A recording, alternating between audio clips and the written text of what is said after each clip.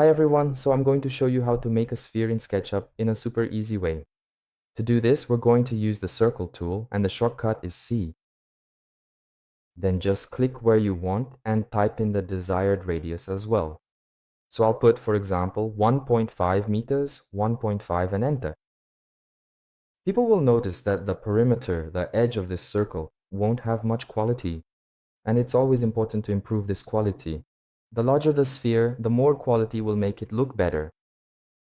So select just the edge with one click, and in the Entity Info window, we're going to change the number of segments.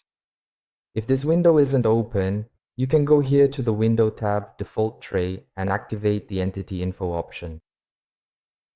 The default value is 24 sides, so I'll put, for example, 48 and enter. To make a sphere, we then have to duplicate this circle. So let's double-click.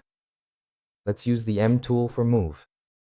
Click, and I can press the up arrow on the keyboard once, so it moves up only on the blue axis. So it will be moving up. Since I want a copy, I'll press Ctrl, and then we move it up here. A significant distance to be able to rotate it. When I want to rotate any geometry, I really like to create a group for it. So we can right-click, make group. Why? Because there will be rotation action buttons on its own axis. So I'll use the Move tool, M for Move, and on the sides there will be red crosses. I'll click on one of them and rotate it, for example, 90 degrees. I can type 90 and enter. We'll then have a horizontal circle and a vertical circle. Then select the circle that is vertical, and you can explode it. So right-click, explode. Easy. We can then go ahead and perform the follow me command. The follow me command always follows exactly the same order. I'll select just the edge with one click. I'll click on the follow me tool. It's right here in the corner. The follow me tool doesn't have a shortcut, so it's below the push pull. Just click on it and click on the face.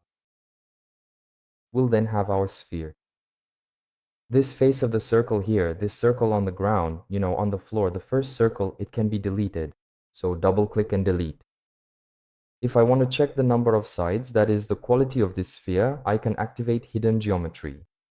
To do this, I go to the tab, View Hidden Geometry. And we can see then the quality of this sphere. To turn it off, follow the same path, View Hidden Geometry. I hope you enjoyed it, and I'll see you in the next videos.